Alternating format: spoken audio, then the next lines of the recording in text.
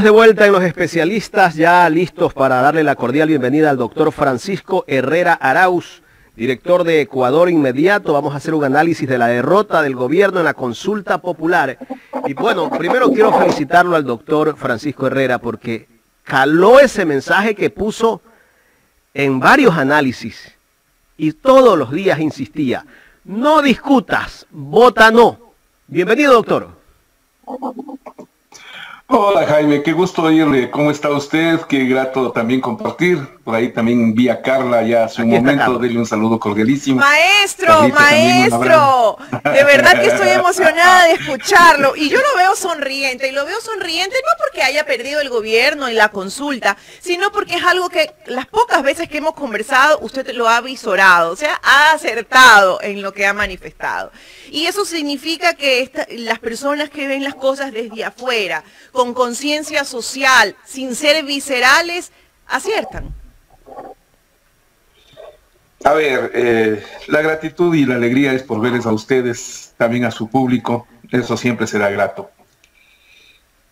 Yo hice un análisis con el público de Ecuador Inmediato y analizamos. Esto surgió de una pregunta de uno de nuestras amigas audientes. ¿Qué vamos a hacer en la consulta popular? Y entonces había que revisar. Las condiciones en el país son difíciles. Y los temas que se plantearon, con todo respeto, pero merecían un conocimiento profundo del derecho constitucional, derecho internacional, derecho ambiental, derecho político, derecho administrativo del manejo del Estado. Y el Ecuador no está para eso. Para eso están los gobernantes, y son los gobernantes los que tienen que intervenir y actuar y tomar decisiones y políticas, porque para eso son elegidos, no para lanzar irresponsablemente una consulta al país para que resuelva y ampararse en eso para luego buscar con ello crear una especie de plataforma o de base que les permita 2 años más en el gobierno. Ese fue el fracaso del gobierno. Creer que el país tenía que responderles de mala manera y sobre todo acceder a una especie de solicitud de cheque en blanco que no le podíamos dar, Carla, Jaime. No, eso no se le podía dar. Hizo bien el país en no darle. Y la gente, sobre todo, ¿en qué refleja lo que nosotros le planteamos? En no haber votado en términos parciales por tal o cual pregunta, no. Fue un plebiscito en contra del gobierno. Es una cuasi revocatoria del Estado actual, del gobierno nacional, que tendrá que la clase política asimilarlo de alguna manera. Doctor Herrera, ¿usted cree que los miembros de las diferentes organizaciones sociales asistan al llamado del gobierno para lograr ese diálogo tan ansioso que con manotones de ahogados en este momento quiere dar? Carla, en política, si hay un pecado que no se perdona, si es que pecado se puede llamar, yo le llamo un error grave, es la traición. Porque con la traición, el traidor impone la historia y el traicionado clama venganza. Eso es lo que está pasando. Este gobierno está sometido a un proceso de muerte lenta por la traición a los socialcristianos. Después de eso, difícilmente alguien querrá pactar con el gobierno. Difícilmente alguien tendrá posibilidades de acercarse y creer en su palabra, de manera que no se sorprenda usted, Carla, que el fracaso de hoy para el ministro Francisco Jiménez también sea el último clavo de su ataúd. ¿Y a qué me refiero? A que convocar de manera urgente y desesperada a un diálogo ya es una medida extrema, para que le rechacen como le van a rechazar muchos de los sectores políticos, porque el llamado es a la oposición. La carta que nosotros hemos revelado el día de hoy en Ecuador Inmediato, dirigida a Marcela Aguiñaga, es a la cabeza de la oposición, al partido opositor triunfante. Y que le respondan no, que le digan no, es muy grave. Pero con ellos ya le dijeron traidor una vez más los socialcristianos. Pachacuti, la tercera fuerza, tampoco les acepta. Y los partidos que fueron utilizados por el gobierno y que los ha escupido después como bagazo, me refiero a la izquierda democrática, el propio grupo de Creo, su propio partido, ya no juegan a nada. No importan, vayan o no vayan, no importan. Los que importan no están. ¿Qué se le avecina al gobierno, doctor Herrera? ¿Será que su salida es la muerte cruzada? Vemos a un gobierno totalmente debilitado, desgastado, incluso dentro, ¿no? Desde su propio gabinete con escándalos de corrupción. ¿Qué se viene? Carla, yo me temo, y lo he dicho en el editorial de ayer, que el gobierno está sometido a una muerte lenta por parte de los socialcristianos. El mal reparto, la traición con el que inició este gobierno, le sentenció desde el principio a ser sometido a un proceso de muerte lenta, que es lo que los socialcristianos han hecho con sus opositores. Y no es precisamente la salida democrática la que se optimiza en esos casos, sino el golpe de Estado.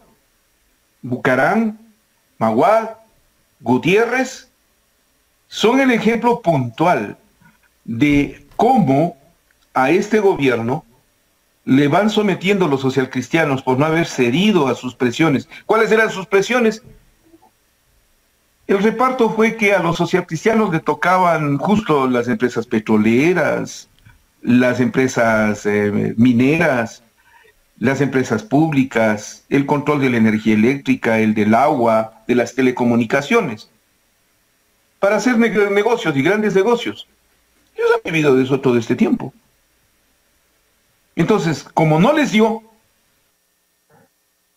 ahí tiene usted, Carla, en 1 año y 10 meses todo el escándalo, la denuncia de corrupción, el seguimiento, las grabaciones, las acusaciones, porque es un gobierno que ha fallado en 2 campos. El primero, en su gestión, es ineficiente, y en corrupción, es notoria. Entonces, no le van a dar fácil la salida, de eso le aseguro. Si están pensando en el Ecuador, que en este momento el presidente Lasso va a terminar sus días así fácilmente, no es así.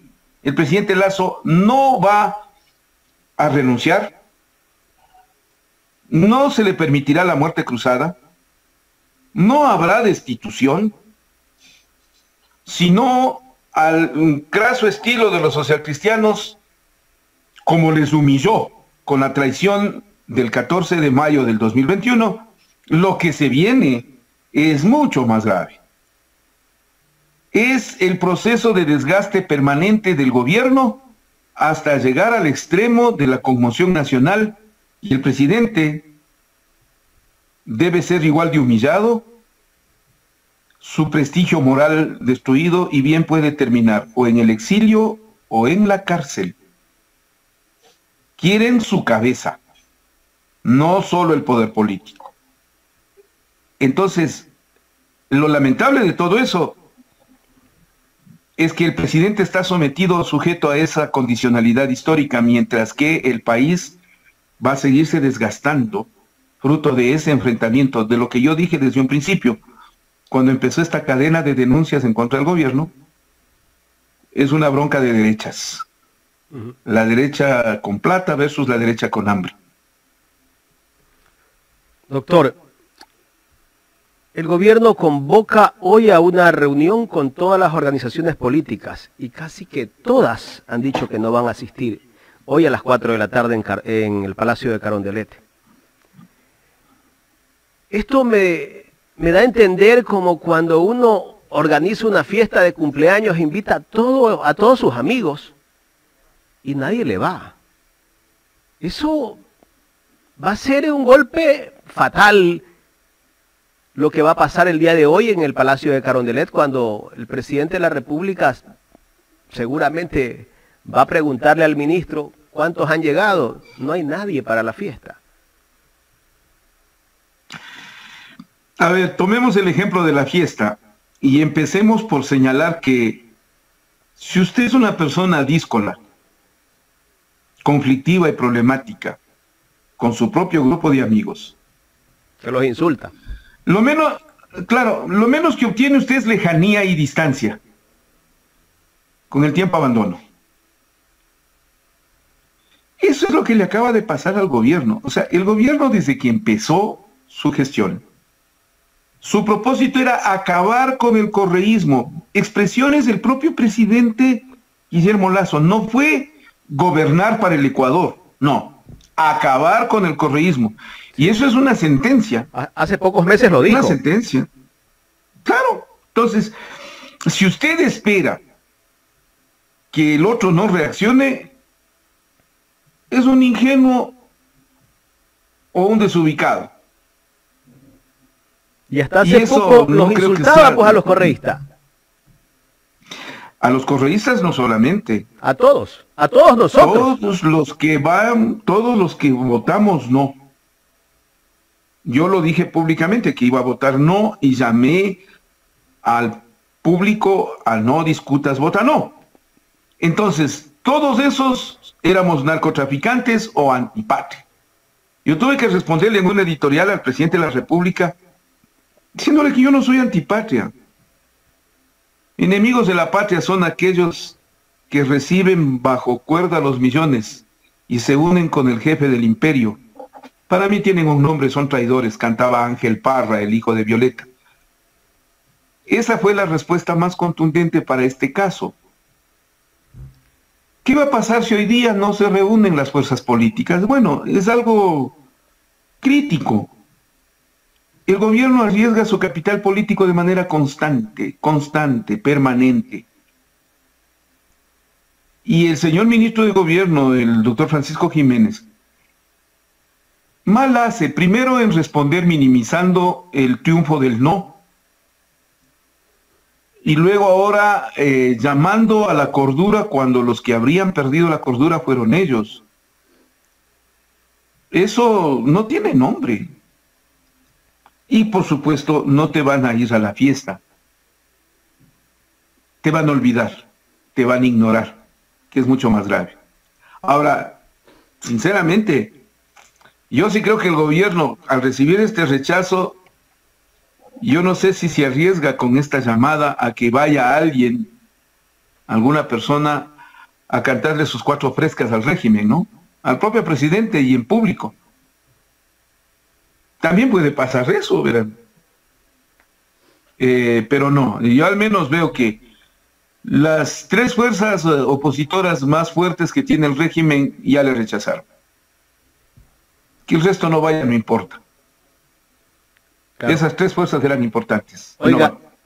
Y el ministro Jiménez, ese 40-45% que han sacado por el sí en la consulta, como que se atribuyen que ese es el respaldo que tienen ellos dentro de la población ecuatoriana. O sea, ellos como que dan a entender que pueden gobernar con ese porcentaje, ¿no? Y cree que ese sí es el respaldo que tiene el presidente de la República. Bueno, casi que le faltó poner una pregunta en esa consulta mañosa: ¿quiere ser feliz?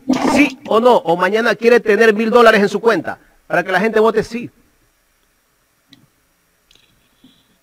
Mira, Jaime, hay una frase que es contundente en democracia, ¿no? Que dimensiona siempre los resultados de una votación. En democracia se pierde o se gana por un voto. En este caso perdieron. ¿Cuántos se sumaron? ¿Cuántos creyeron en la consulta del gobierno? ¿Cuántos creyeron en los temas? No significa un apoyo al gobierno. Pero sí refleja lo que yo desde el principio les dije. Lo que el gobierno quiere con la consulta no es cambiar la nación, reformar las leyes o transformar la estructura del Estado. No. Lo que el gobierno quiere es obtener un apoyo. Usar la consulta como su propia plataforma. Usar como un cheque en blanco. Como no le dio resultado, entonces ahora quiere usar ese 40% y más como su apoyo. Eso es maniqueo, eso es inmoral y eso es antidemocrático. Del gobierno ya no me extraña. Se creen que todavía tienen capital político. Doctor, los grandes derrotados no fue solo el gobierno el día domingo, las encuestadoras y los medios de comunicación nacionales o tradicionales.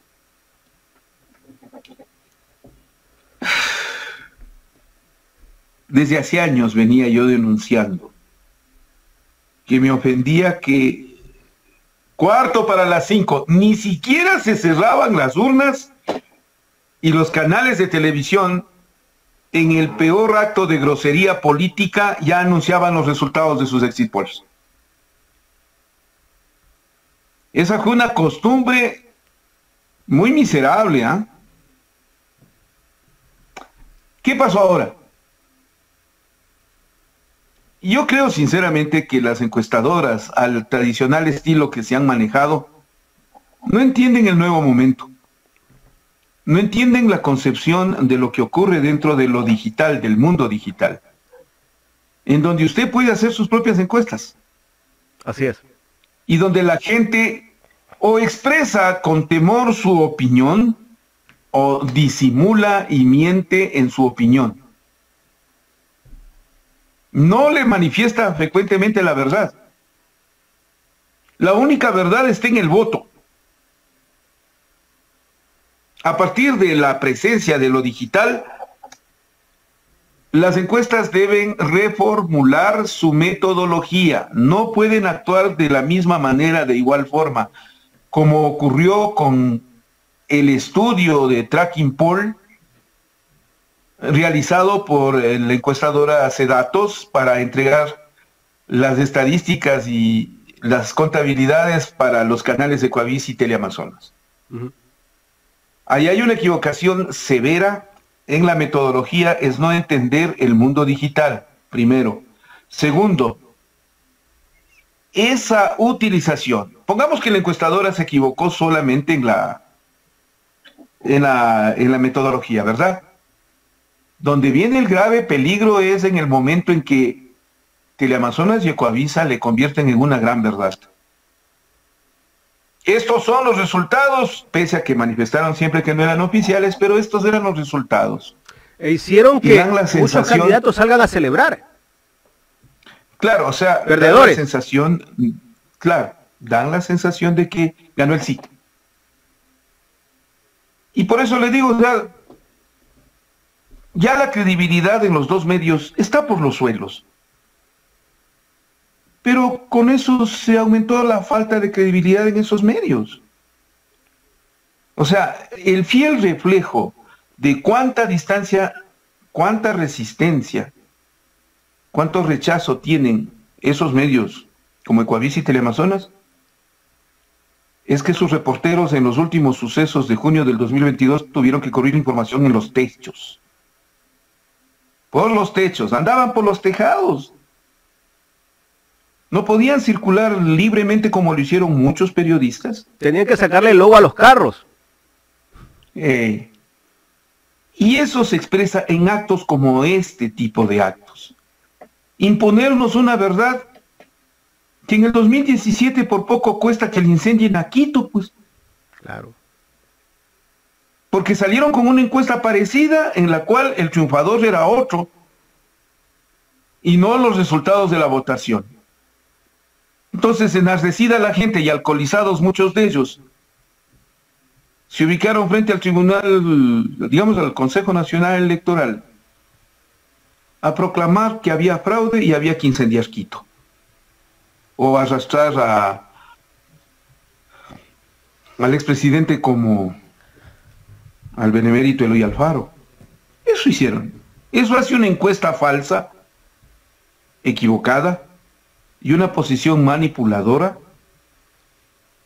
que transforma la verdad en falsedad. Entonces, ¿qué queda? Yo creo que, no sé si... Yo soy muy reconocido, muy buen amigo de Polibio Córdoba. Creo que está pasando en un mal momento ante la opinión pública. Creo que debería explicar lo ocurrido. Pedir disculpas. Y en el caso de Teleamazonas y Ecuavisa, no les he escuchado pedirle disculpas al país. Pero es, creo, lo que deberían hacer. Así es. Su rechazo va en aumento, su falta de credibilidad también.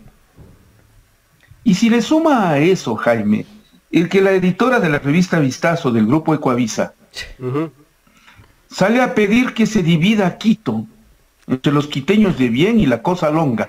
En 3 partes. Bueno, ya. ¿Qué nivel de opinión, no? A la opinión pública. Pero ahí no vemos un poco, doctor, la desesperación. Sin duda. A ver, Carla, enfoquémoslo así. Doctor, perdón que le interrumpa, pero esto no viene de ahora. Claro. Porque Jaime Nebot, cuando no podía ganar la presidencia, quería declarar a Guayaquil independiente y crear una república. Eso. ¿Han oído ustedes esa frase del divide y vencerás? Supuesto. Esa se aplica. Y hay otra más que es muy cruda y muy dura. Aquí somos democráticos cuando ganamos. Porque si perdemos, después de mí el diluvio. Nuestra clase política imperante, especialmente desde la derecha, siempre ha sido fascista y antidemocrática. Incapaz de aceptar resultados. Esto es en América Latina y por eso hemos vivido todo lo que hemos vivido en este tiempo con la persecución al progresismo. Regresen a ver lo que ha pasado en el Perú. Como se eligió a un personaje que para ellos no era ni siquiera presentable, como el presidente Castillo Terrones, entonces no le dejaron ni siquiera gobernar. Y luego le empujaron al golpe de Estado.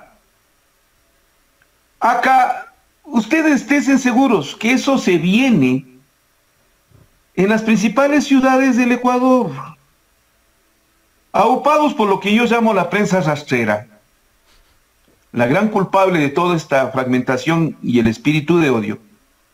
Pronto veremos cómo lo expresado por la señora Patricia Estupiñán de Burbano de Vistazo se convierte en una consigna y realidad. Aquí vamos a dividir y vencemos. ¿Cómo? Sembrando odio, sembrando mentiras, destruyendo la realidad, exaltando los errores a un punto crítico. Yo me temo que esa conflictividad expresada en las palabras de la señora Estupiñán de Burbano ahora se convertirán lamentablemente en una realidad montada, falsificada, alterada. Vamos a destruir las ciudades porque no ganamos. Le castigamos al país por no haber votado por nosotros. Sí, por haber votado por los progresistas o los correístas. O sea, eso se viene. Eso se viene. Así es, doctor. A ver, muerte cruzada, golpe de Estado o próximas elecciones. Bueno, podríamos tener ahí revocatoria de mandato. Que no le dieron paso. Tenemos algunas aristas ahí, ¿no?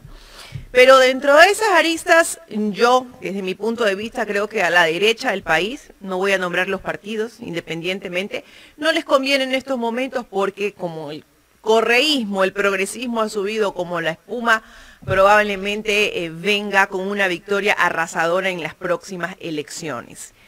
¿Podríamos pensar efectivamente que así es? ¿Que tendremos un próximo gobierno progresista o de izquierda, como correísta o como le quieran llamar? No voy a ser incoherente con lo que acabo de decir hace un momento. No me anticipo resultados, Carla. Yo solo creeré en los votos. Cuando se cuenten los votos, entonces ahí creeré. Hasta tanto. Carla, déjeme que dude de todo.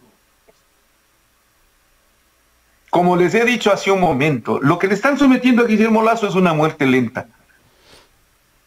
No le permitirán renunciar, no le dejarán que aplique muerte cruzada, no le dejarán que se dé la revocatoria del mandato, ni que tampoco se le destituya. Nada de eso, no. Sería mucho premio. Hay que sacarle a Guillermo Lasso, desprestigiado, destruido, acabado, con su moral por los suelos, perseguido, en la cárcel o exiliado. ¿Quiere ver? A eso vamos. ¿Y de quién estoy hablando? De los socialcristianos, sus socios políticos traicionados. Por ejemplo, muy claro, usted no quiere decir los nombres, yo sí. Los socialcristianos no pondrán un voto para que se le aplique ninguna medida en contra del presidente Guillermo Lasso en la Asamblea. Ni uno solo, no. La consigna es la muerte lenta. No ¿Eso les conviene más, doctor, en estos momentos? Porque, bueno, han perdido fuerza a nivel nacional. Ellos perdieron parte del poder en el momento en que Guillermo Lasso les traicionó, y eso es mucho más grave. Porque se afectaron negocios, pues.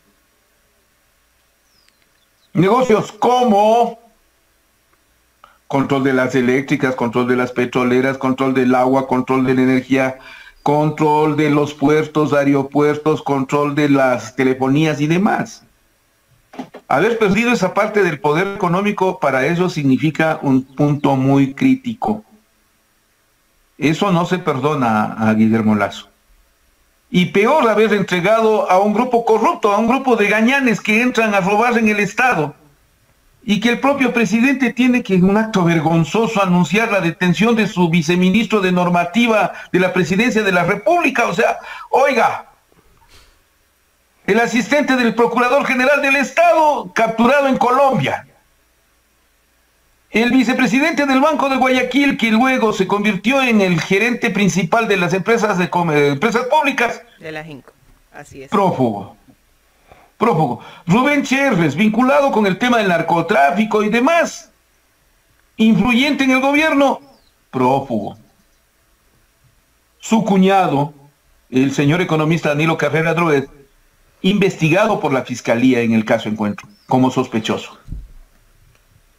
Que no le hayan invadido su casa no le quita la condición de sospechoso.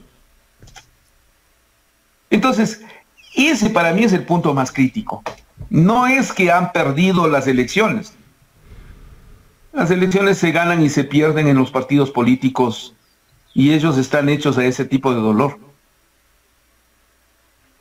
Pero en cambio, el poder que han perdido y que tratarán de recuperarlo.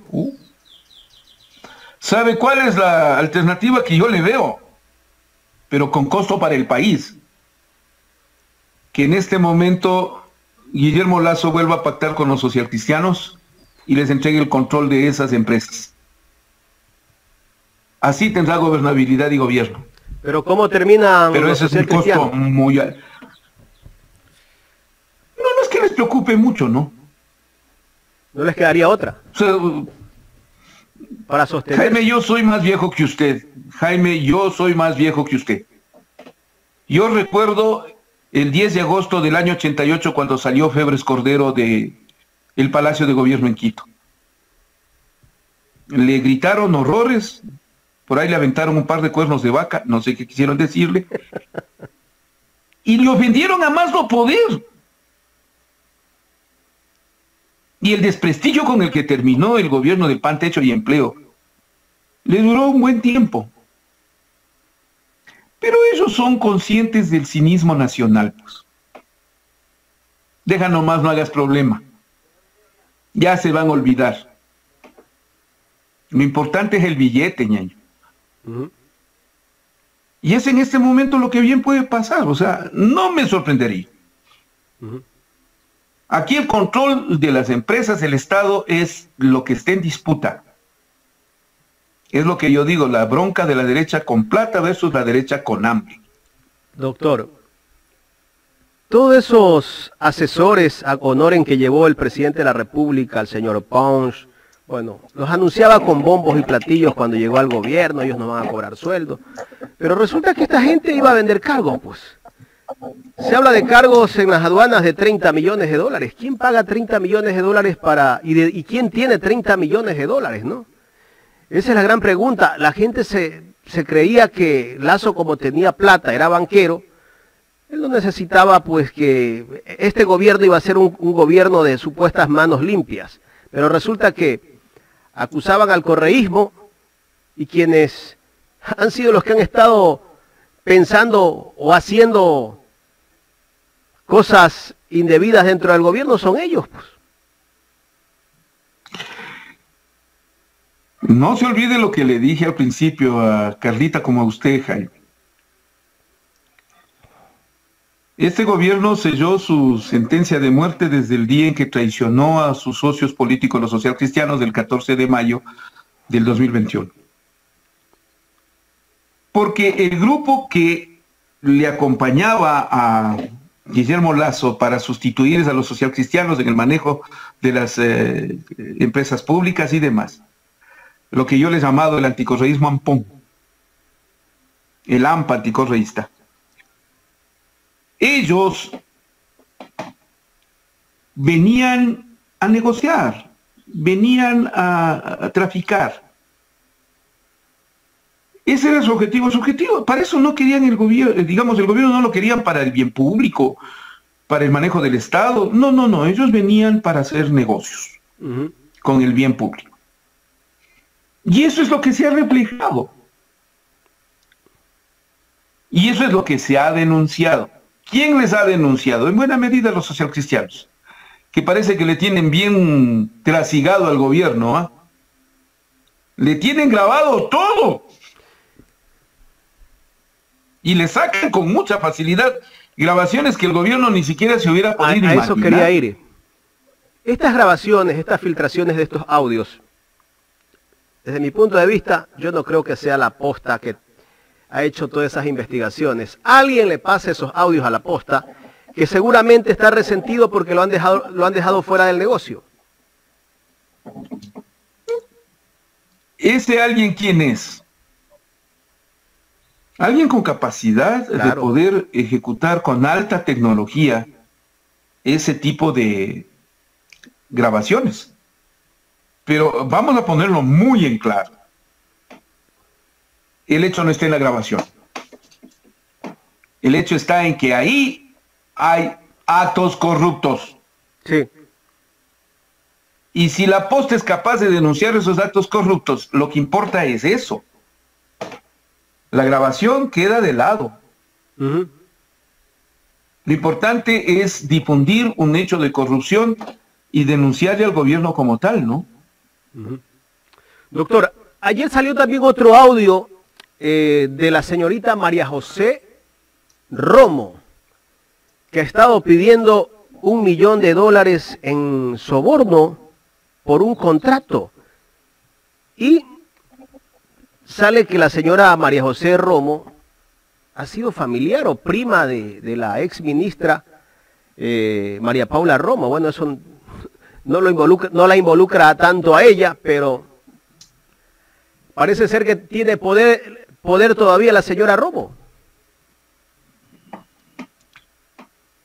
Hay una frase que es muy dura y que contribuye con mucha dureza a este tema.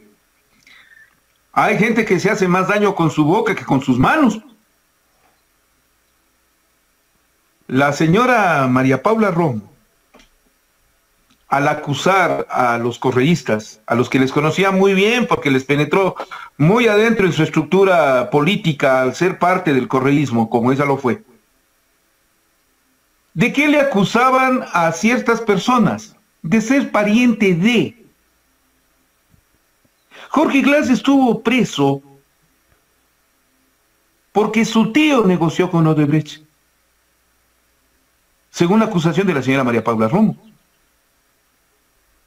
Ella y toda la tracalada de gente que, junto con el anticorreísmo ampón, gritaban y chillaban de que hay que castigar a los correístas, por tener familia correísta y por tener relación con los correístas. Y por ser amigo. Claro. Era eso. ¿Verdad? Y desplegó una persecución contra el correísmo. Utilizando la figura de que son familiares. ¿Qué pasa ahora? Le descubren a la señora María José Romo, ¿es? Sí, sí. María José Romo.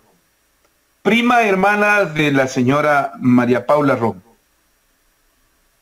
hija de un ex asambleísta, Andrés Romo Molina. Oiga, ¿qué tal si se les vuelca en su contra todo lo que dijeron? Y recordemos lo que dijo el presidente. Tú por ser prima, tú por ser amiga, tú por ser pariente, tú por ser hija de, tú... Así hicieron política en este país en los días de María Paula Romo y persiguieron y acabaron a muchas personas. ¿Cuánta gente inocente hizo daño a María Paula Romo? Es impresionante. Y ahora se le vuelca en su contra. La vida es un boomerang. Hay gente que se hace más daño con su boca que con sus manos. Sí. ¿Usted recuerda lo que dijo el presidente Guillermo Lasso en algún momento, antes de ser presidente? Que a él le gustaría tenerla de contralora a la ex ministra María Paula Romo. O sea, eso demostraba que había una simpatía, algo que los unía. Yo recuerdo cuando María Paula Romo fungía de amiga de Ecuador Inmediato. Venía frecuentemente a las entrevistas. Compartimos muchas veces una charla amena. Está grabado. En algún momento determinado, en una conversación personal, María Paula Romo nos confesó que su interés era la Contraloría. Antes de que Guillermo Lasso en el 2017 logre la candidatura y luego la presidencia en el 2021. Antes. Ya era su interés, era su afán. Como la Contraloría cayó en manos delictivas de otro tipo, la del Contralor bastardo Pablo Celi de la Torre y las de Carlos Polit, entonces parece que su interés se desvió hacia otro tipo de pedidos. Pedirle a la clase política que le nombre ministra. Pero su afán de ser contralora era notorio. Sí. Ella siempre estuvo en ese afán. Doctor, ya en la parte final de esta entrevista, me gustaría, voy a ponerle play. ¿Qué pasó? Ya se acaba, ¿cómo así? Me gustaría que me dé la opinión de este video que una entrevista que hizo La Posta hace unos 3 o 4 años a Juan Sebastián Roldán sobre el nombramiento de la fiscal general del Estado, Diana Salazar. Pongamos a valiente que lo que hizo es romper con eso para poner gente independiente como Diana Salazar. Que ahí está el trabajo de Diana Salazar evidenciado en las últimas semanas. Una mujer decente y valiente, con la vehemencia, con la fuerza que Diana actúa, pero Diana lo hace por la autonomía e independencia que tiene. El presidente de la República puso a Diana Salazar, el presidente Lenín Moreno. Lo dice el exsecretario jurídico. Qué lástima tener que ver a otra persona que fungió de amiga de Ecuador Inmediato y después nos hizo tanto daño como Juan Sebastián Roldán. La pagará muy caro. La vida se encarga de cobrarles. No se olviden de este nombre, Juan Sebastián Roldán, y lo que acaba de decir, recordándonos usted, estimado Jaime.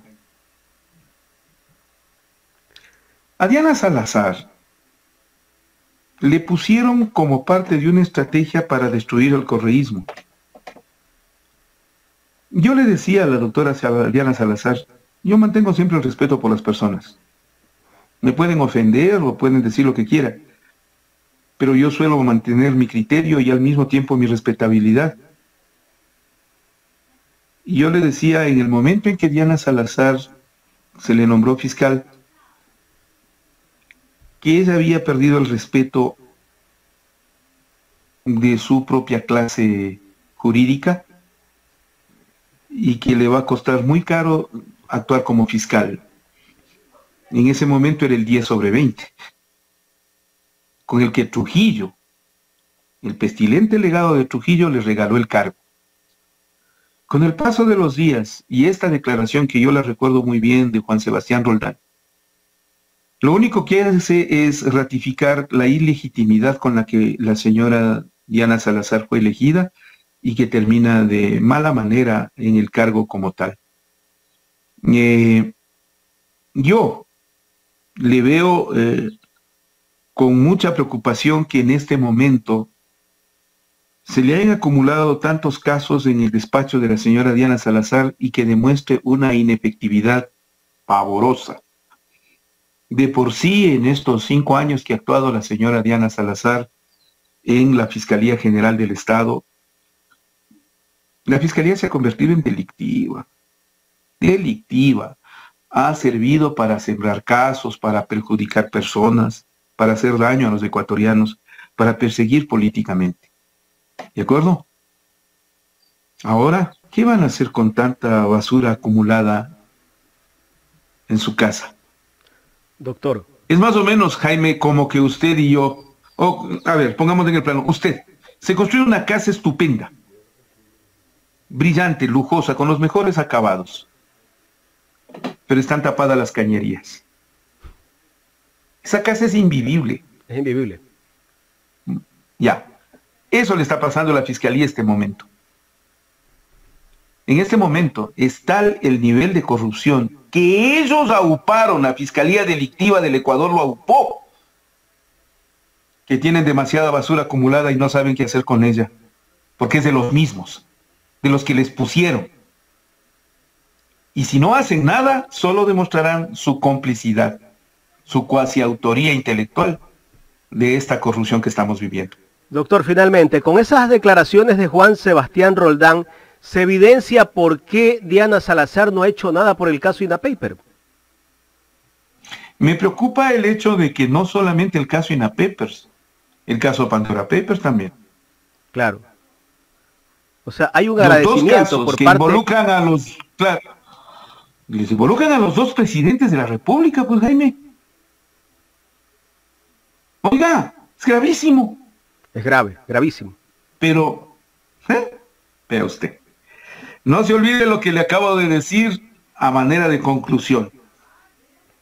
Mucho me temo que después de someterle esta muerte lenta, lo único que le quede a Guillermo Lasso es pactar con los socialcristianos para devolverles ese poder que no pudieron desde el 2021. Solamente les dejo como interrogante. Por supuesto, al final le solicito, como siempre, con la cortesía del caso, Jaime, tenga la bondad, nos autorice para poder utilizar esta entrevista en nuestra plataforma en YouTube. Luz verde, doctor. Un abrazo. Ojalá Muchas gracias, pronto tengamos la oportunidad de saludarnos personalmente y darnos ese abrazo fraterno. Me gustará muchísimo. Me despido cordialmente, igual me despido de Carlita, a la que siempre le mando mis debidas consideraciones. Señoras y señores, es todo cuanto cabe informar. Gracias por preferirnos. Buenos días, buenas tardes, buenas noches. Felicidades, Ecuador. Gracias al doctor Francisco Herrera Arauz, director de Ecuador Inmediato, haciendo el análisis de lo que vive el país en estos momentos.